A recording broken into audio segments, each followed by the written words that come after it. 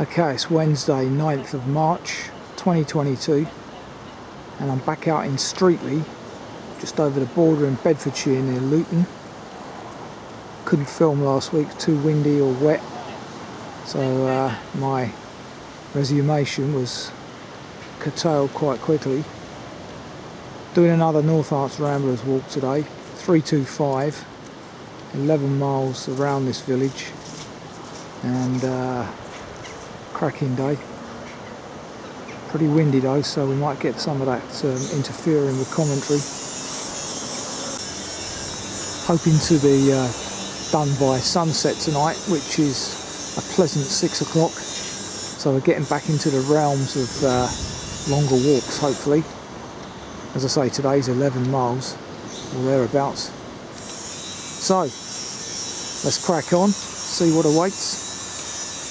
There will be some repetition today, I know, not too much though.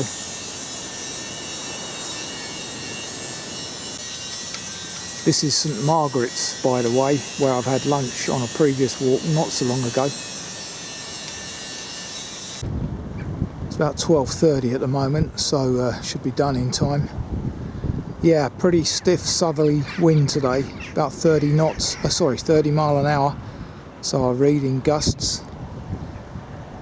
But on balance, hopefully we'll be able to get a walk filmed today.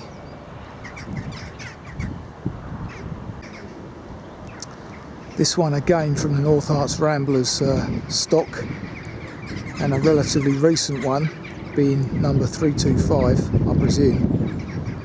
Relatively recent. Only seems like a few weeks ago since I was commenting on this last year. Amazing how time flies. But looks like the old blossoms. What is this? Some kind of cherry, I think.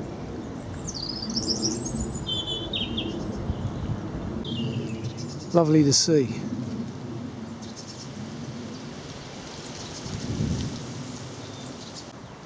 And blow me, a little bit late this year, just heard my first chiff chaff. So that's always a great harbinger of spring, and no doubt we'll be hearing that now continuously for the next few months. Wonderful. I also read that the sand martins have arrived, bang on cue, a couple of weeks ago. So yeah, wonder if we'll get to hear a cuckoo this spring. So we've just come off the Icknield Way and the Chiltern Way, North Chiltern Trail, which I was on last week in places. Now following this path to Pask Hospital. This featured on my last walk around this area. Streatley Village Pond. I've now also joined the John Bunyan Trail, as you can see.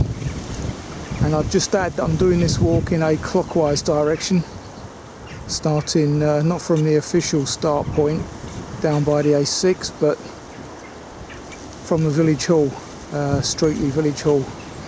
Parking's a bit easier there. Decent vista of the downs to the east of Luton, and those downs I was also up upon not so long back.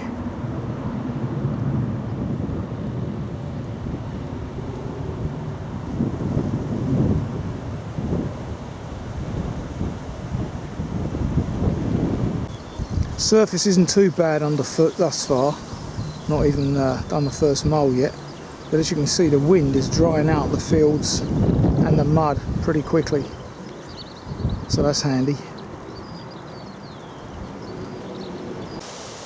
So just in front of the Keach Hospital on the map, we leave the Bunyan Trail and the Icknield Way and do a right here. Open field country at the moment. Walking towards George Wood on the map.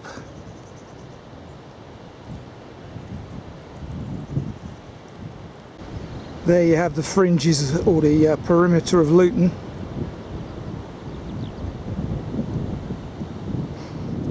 so much jet noise this side though, notice. All comes from our way, Hertfordshire. Clever ploy that. 2 mile in, not much to report at the moment. Field edge walking. Skylarks are clearly up in the air, like this kind of terrain. You may be able to hear them. You're certainly going to hear the wind.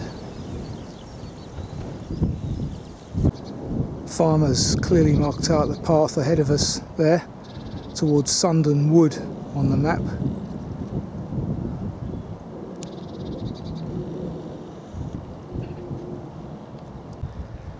When that field is muddy, there is an option to go round the edge. So I guess the GPX trail was probably done in the winter months because the creator has gone round the edge. Looking down on Auber's farm on the map with Sundon in the background there, about 500 foot up here, though there's no way of indicating that with a decent vista.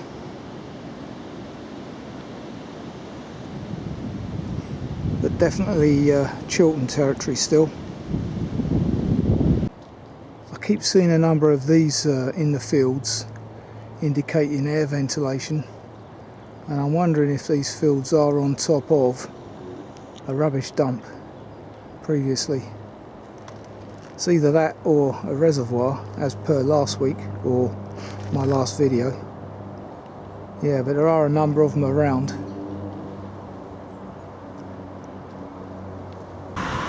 Crossing this rather busy road here is exactly 3 miles into the walk.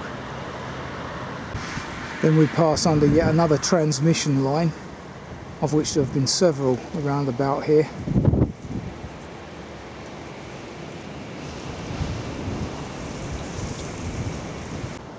Okay, I've just reported this fallen tree on Pathwatch, which I'm due to speak to the Ramblers policy officer tomorrow or Friday about, because they're currently updating it, and as you well know, I use it a lot, and it's important that they get feedback from people like me, which I've been giving to them over many years now, to go forward. So hopefully they can incorporate what 3 words into it, because it's the councils that are causing the issue, resisting change, because as I've said before, it's going to create too much work for them if every walker is out in the countryside reporting incidents. And they come up with this excuse about their map system doesn't sync with the Ramblers map reporting system. So if they both incorporated what 3 words, that would get rid of that excuse. But as I say, I've been trying to sort this out for the last 3 or 4 years and nothing's happened yet. So fingers crossed, because it is an excellent tool, or has the potential to be. Check it out, Pathwatch. A couple of interesting looking goats there. Certainly the front one is. Behind this massive pile of rubbish. Very short bit of road walking here. This building is another victim. This used to be a pub from memory.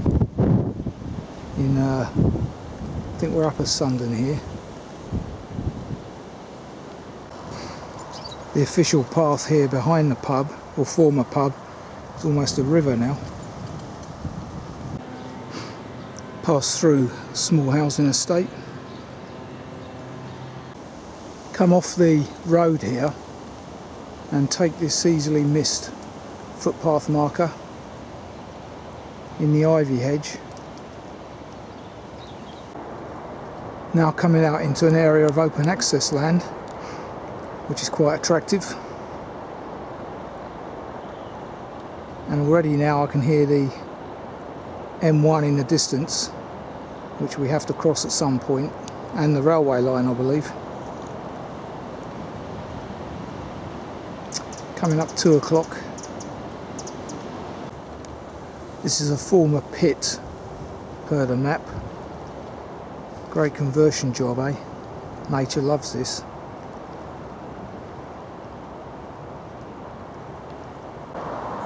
Since the GPX track was made, there seems to be some diversion of the route, because these footpath markers, Chiltern Way, are taking me away from the GPX track at this point towards that transmission line. So I'll go with it simply because it's extremely wet on the official GPX track, and that may be why it's been diverted. I don't know. Soon find out. No, as you can see, this well-trodden path is still here, so we're still good for going under the M1, somewhere over there towards the left.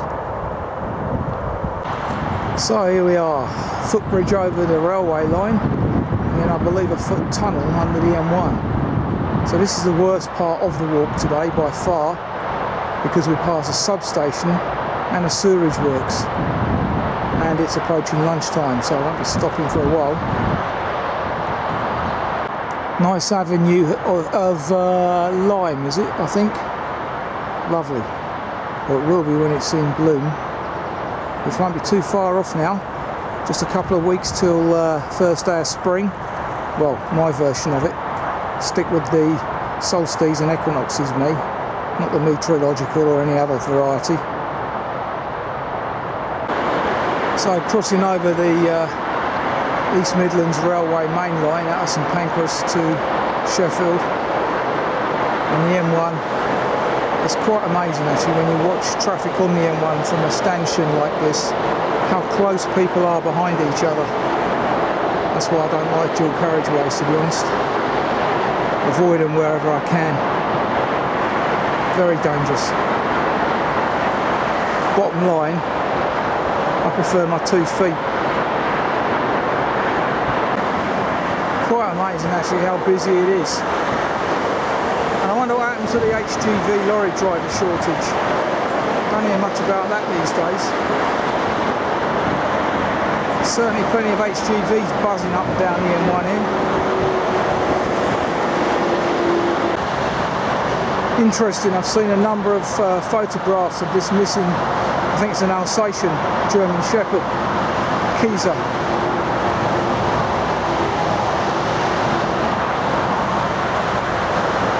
So our onward journey is actually not a foot tunnel at this point, but a footbridge over the M1. So there we have it. Look at that traffic. All up close behind each other. Madness. Passing Chiltern Village Hall, which is a bit different to Streatley's. So walking twixt a electricity substation and a sewerage works. Not too bad smell wise at the minute. Certainly hums now, as you can tell from the gulls all about. God, probably a lot worse on a hot summer's day. Probably the muddiest section of the walk thus far as well. Well, there's an interesting overgrown seat here, wedged in between the sewerage farm and the electric works. Now I might not find anything else at an appropriate time. It's 2:30 now, so I might grab this. Okay, 3:10, lunch has been had, and this little bench came in perfectly, actually at the right time. 5.75 miles into the walk, so just over halfway, and I was famished, so well, that's not the best view and certainly not the best environment. It served the purpose, and I didn't notice a smell because I had egg mayo sandwiches anyway. The only slight downer was the continual drone in the background there of the substation, which you may be able to hear. But anyway, otherwise it was like an oasis in the desert, this little bench. Clearly didn't know it was there. So brilliant. Let's press on. The other interesting thing was that whilst having lunch, I could hear a lot of unusual bird sounds coming from these reeds. I mean, this is an old sewer farm, but they've clearly let it go to nature, and some interesting sounds coming out of here which I couldn't identify, to be honest with you.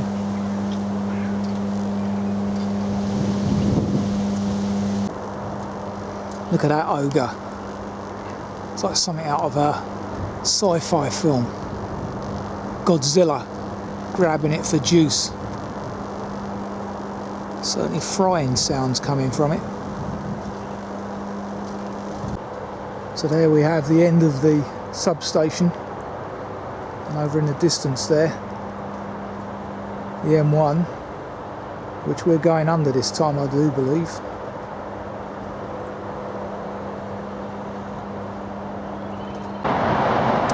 So leaving the substation etc. behind us, thankfully, crossing over the M1 now again. So there's another sign for that poor dog.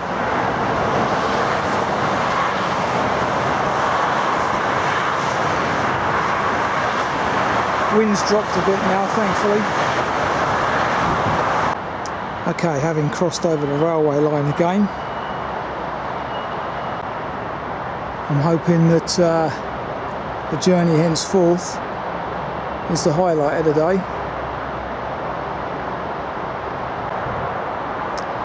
And here's some graffiti on a electric box here next to the railway line.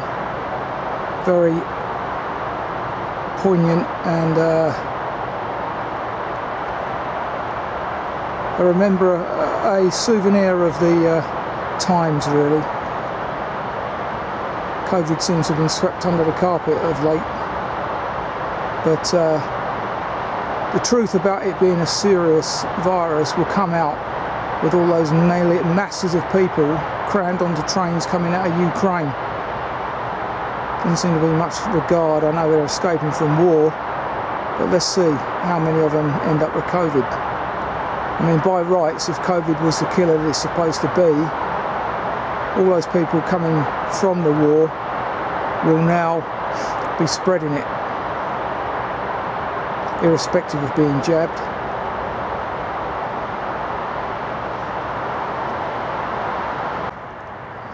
I haven't said anything about the war because clearly people are getting that rammed down their throats left, right and centre on the news.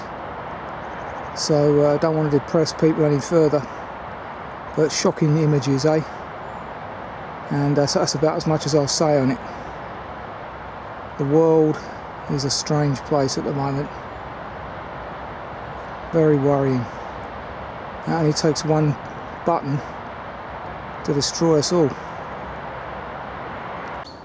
Yeah, and as anticipated, it's a decent section of walking now. Peaceful, wooded. Still hear the hum of the M1 in the background. There is a new footpath marker there, off to my left, indicating Icknield Way. But I'm going to stick with the GPS trail, which is straight ahead. In fact, no, I take that back. We do go left here on the Icknield Way, not straight ahead. Another chapel conversion there, Wesleyan Chapel, 1913, as you can see.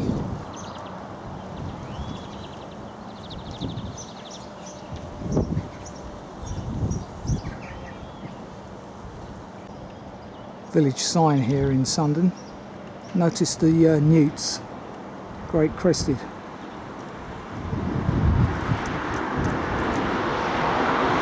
And there is a pond over there, so I wonder if that's a reflection of that.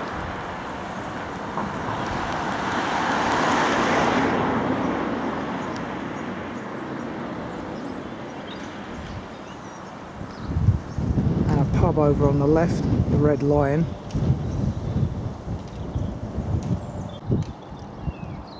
talking to the Queen, I see she's left Buckingham Palace permanently now, made Windsor her home, all in preparation for the takeover by Charles, no doubt. Yeah, Bright's Pond, Upper Sundon, and as you can see, great crested newts in there somewhere. They'll be breeding right now. And there is a seat there, so another possible, well, a bit late for lunch, but another tea time stop there for those that are interested. Onward Journey is immediately next to the Red Lion on my left here. Decent vista with the busy M1 far in the distance there. Still audible, mind, because we've got southerly wind today.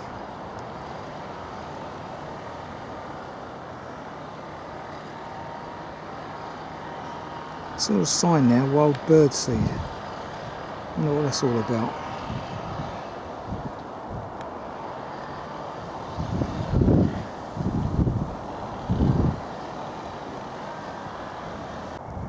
Interesting use of bales here. Been used to make a kind of wall. Passing yet another sewerage farm.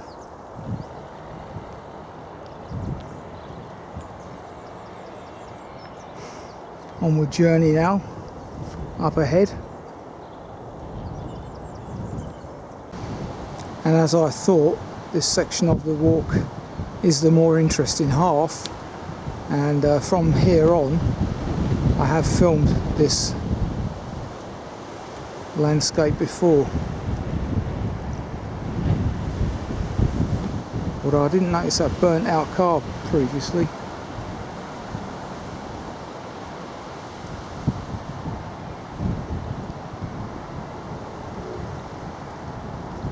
It's like a 4x4 as well.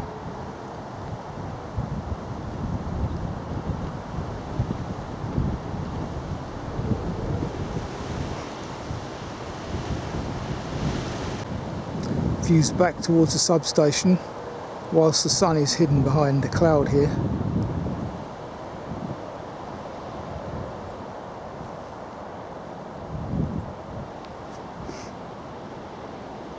Love that railway line down there, just like a model one. Train set. Shame I couldn't get a train coming across it, just missed one.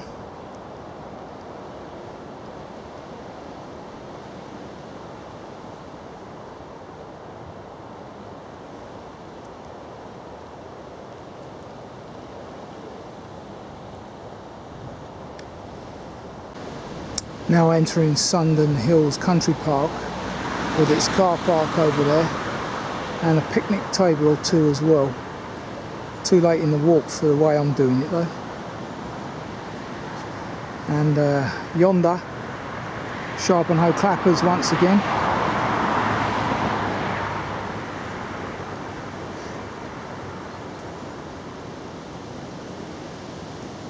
Very clear views today. Pullock's Hill water tower over there, I do believe.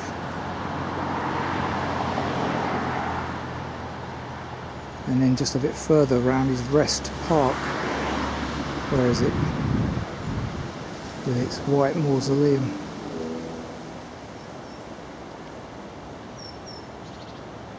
Yeah, there she goes.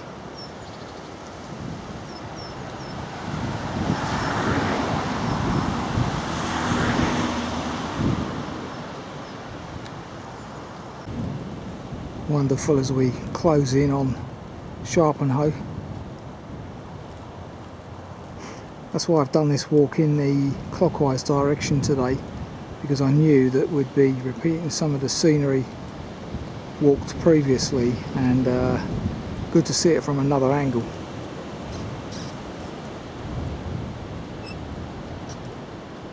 And in brighter weather as well, funnily enough. Pretty muddy section along the last mile or so. As a train now goes whizzing on past on that line, two of them actually,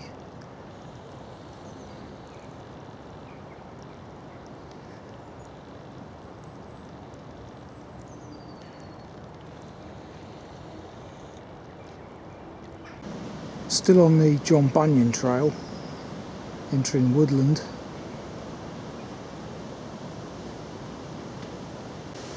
Pretty big faller here, right on the path, so I'll report that. Path watch. Okay, as we approach the clappers, don't take that route on the left there. Continue straight ahead towards Chiltern Road. Look at this, shocking. Bags of rubbish next to this kissing gate. How blatant can people be, eh? Nightmare. Well, that's interesting, because the last time I did this walk, which was only a few months back, there was a National Trust sign here telling us of this estate, the name of the area. Seems to have gone. I wonder if someone's nicked it. The one underneath, obviously not so interesting, is still here, but the nameplate's gone. This Chiltern one opposite, still here. I forget the name of the other area, as it happens. Anyway, our onward journey, straight ahead. Well, as you can see, it's actually now through this hole in the hedge, because this path is being taken back, apparently, to give the sheep somewhere to relax. I remember this before. When it's hot, they can relax, shelter from the sun in the hedge, and often get caught up in the hedge and get stuck. As I noticed last week on one of my local walks, they get caught in the brambles with their wool. Well, considering this is National Trust land, this hedge cutting's not very impressive. Hasn't been done properly at all.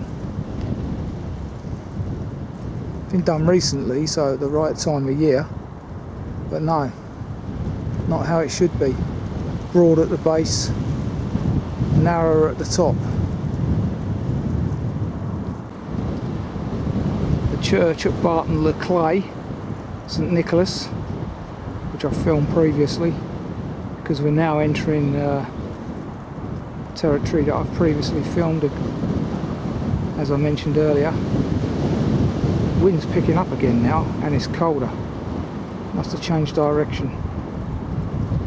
Barton Cutting, the road, the A6 I believe, is hidden down in that valley there.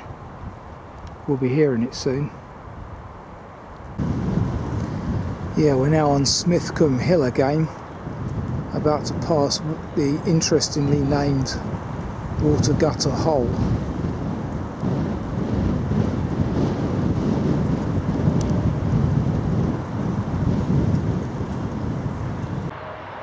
So there is the A6, Barton Cutting.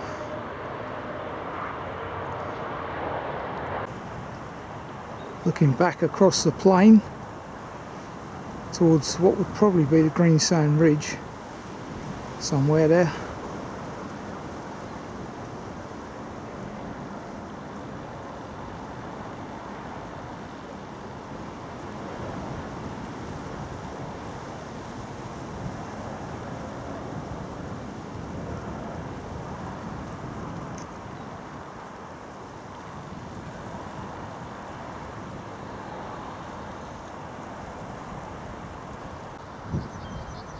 So I didn't hear any more chiff chaffs today, but just heard a yellowhammer.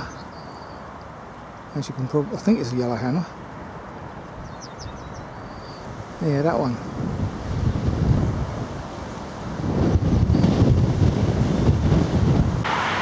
Now walking up alongside the A6. On the previous occasion we came from the direction ahead of me, which is the finishing line, Streatley. Pretty busy at the minute because it's rush hour. There is the church.